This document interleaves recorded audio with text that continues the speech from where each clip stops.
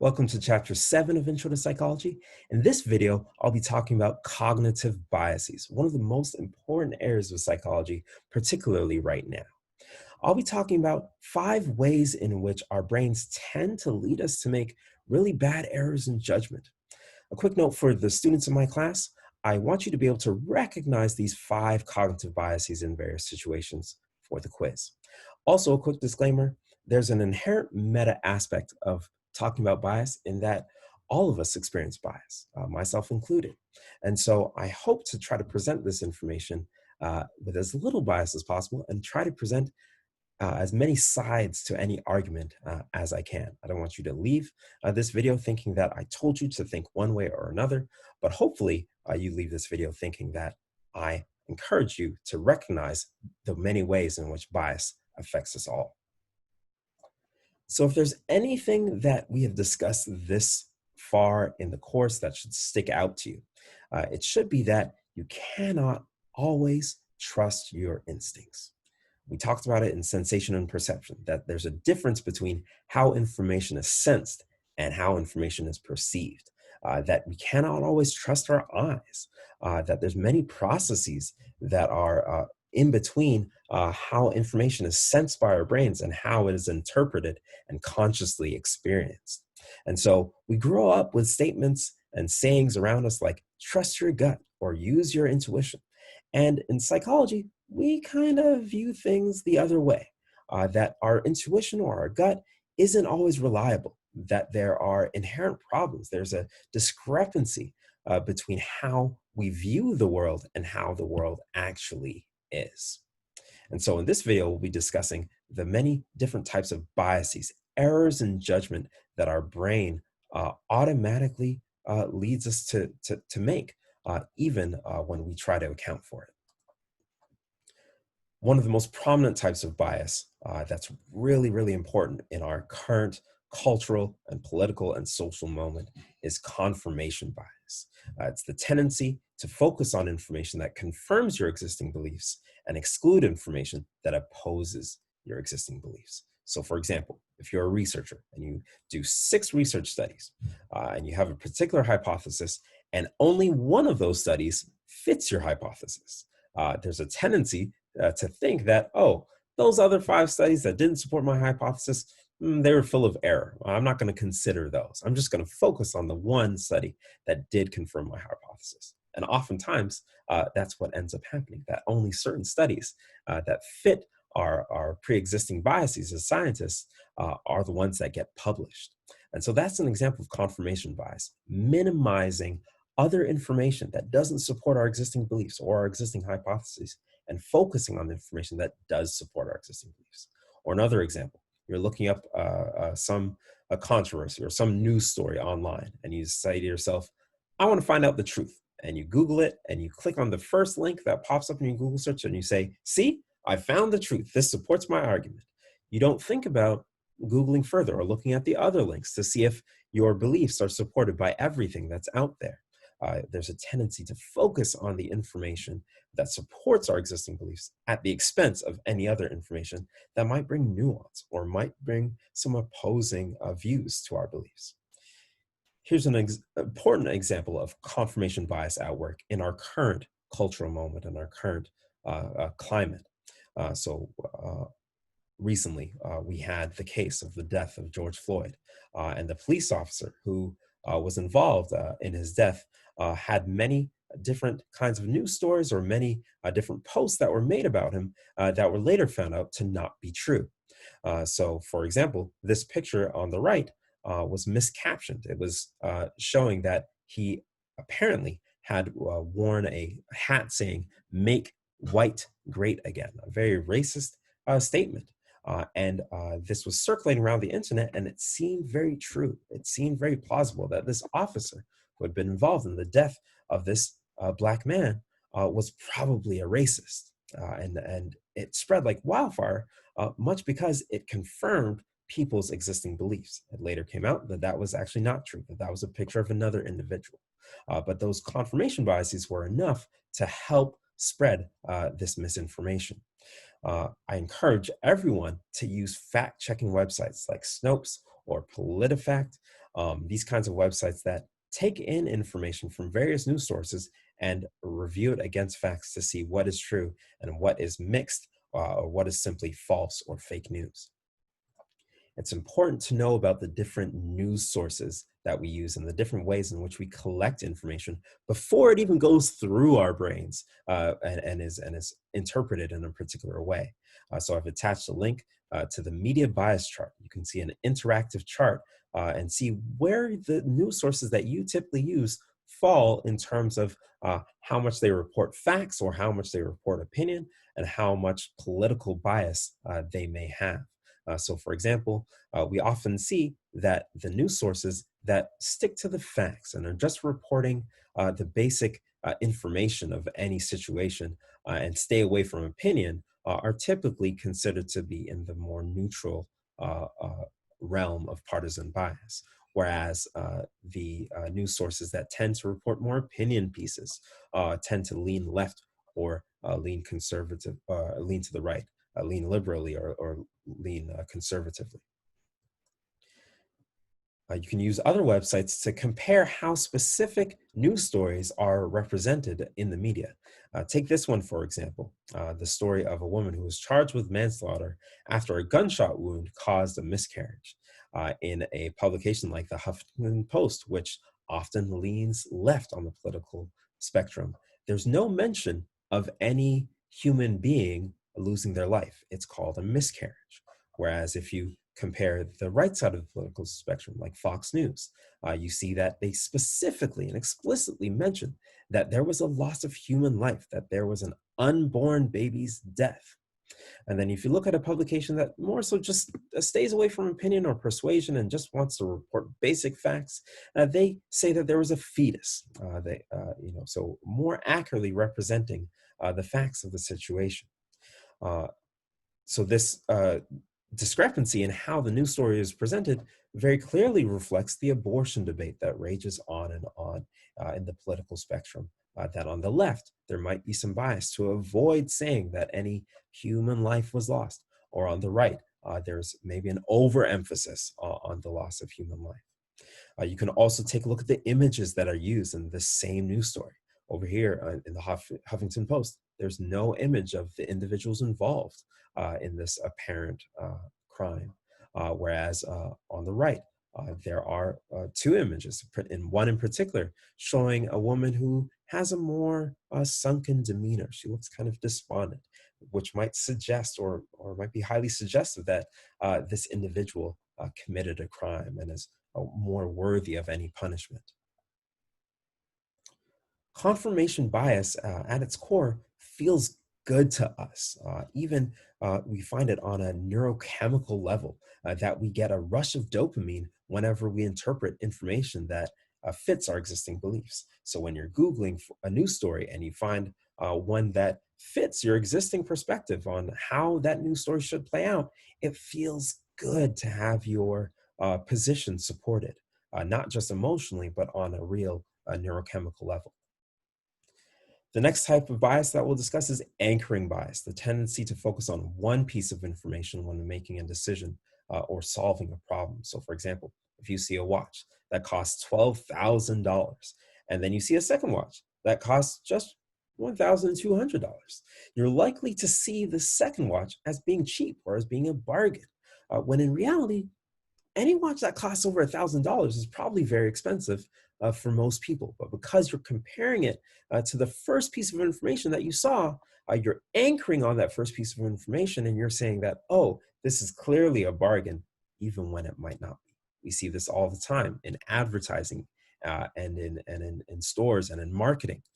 So we, for example, on these online types of plans or any business that has multiple levels of service, they'll often have a max plan, the biggest plan, the one that has the most services, that they might jack up the price a little bit to make people lean towards another type of paid plan that offers a little bit, maybe a fewer services, but still allows them to generate profit because this discrepancy here leans people away from going with the free plan or the less expensive plan. And that way they're still able to make money, even if people think they're getting a bargain. Another example is in retail. I used to work in a retail store where I saw that, you know what, there's no real sales. Any item that's on sale one week will probably go off a sale the following week. And then in 2 weeks' time, it's back on sale again. Or you might see a situation like this where you think you're getting a bargain. You think you're saving $5 from $29.99 to $24.99, when in reality, the regular price that it's sold at is $24.99. They just put $29.99 to make you think that you're getting a bargain. Another one is the hindsight bias, the tendency to believe that the event you just experienced was easily predictable, even if it's very hard to predict. So we have the saying, hindsight is 2020. Hindsight is always so perfect, right? So for example, if you're a sports fan and you say, yeah, I knew my team was going to win the Super Bowl or win the championship at the end of the season. Uh, Hindsight, in hindsight, because you're a supporter of that team, it's easy to claim that you knew you were going to win all along, when in reality, sports are kind of hard to predict sometimes. But if someone asks you, okay, predict who's going to win next season, it's very hard to give an accurate prediction. The next type of bias is the availability heuristic, the tendency to make a decision based on a vivid experience or a vivid memory that is readily available to you, even if it may not be the best example to inform your decision. So you're thinking about going swimming at the beach, and all of a sudden, all these images from movies, TV, and elsewhere pop into your mind about shark attacks and about how it might be dangerous to go to the beach. When in reality, the risk of being harmed in a shark attack while swimming at the beach is extremely low in comparison to some other high risk activities like driving a car or other many other daily things that could cause you harm. But because that memory, that image that you've seen, that's classically conditioned, you keep pairing the beach with sharks. Because that image is so vivid to you, it makes you feel like you shouldn't take a particular stance or take a particular decision regarding going to the beach. The last type of bias we'll discuss is the sunk cost fallacy, a very, very popular type of bias that is discussed in business and economics. The more you invest in something, the harder it becomes to abandon it. So the more money you invest in a particular business venture, the harder it is to abandon that business venture and start a new business venture. Even if your business is failing, even if your startup company isn't going so well, you might think, no, I should just stick with it and just keep incurring losses, even if there might be another opportunity to make money that would require you to abandon your current project. We also see it in terms of relationships, that the more time you spend in a relationship, the harder it is to leave that relationship, even if that relationship isn't going well. You might think to yourself, well, if I just stick it out, we might be able to resolve our differences and get married, even if there's clear signs of abuse or clear signs that the relationship isn't going well. It's hard for us to divert energy into some other project when we've already invested so much energy into our existing project. Or in this example over here, if you're digging to find something, it's hard to say, well, I should stop digging where I currently am and try digging somewhere else. It's much easier to just keep digging and going further and further, despite incurring more losses. So there are many other types of cognitive biases that exist. And the take home message here is that you cannot always trust your instincts. Our brains, our minds often lead us astray based on our existing beliefs, our memories, our emotions, our prior experiences. And it often results in very real world consequences that can be detrimental to many aspects of society.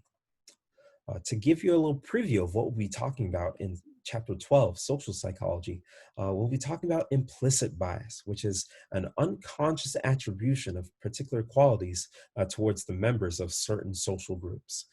So implicit biases, these are things that are shaped by years of experience and learned associations between stimuli. It's really classical conditioning at work.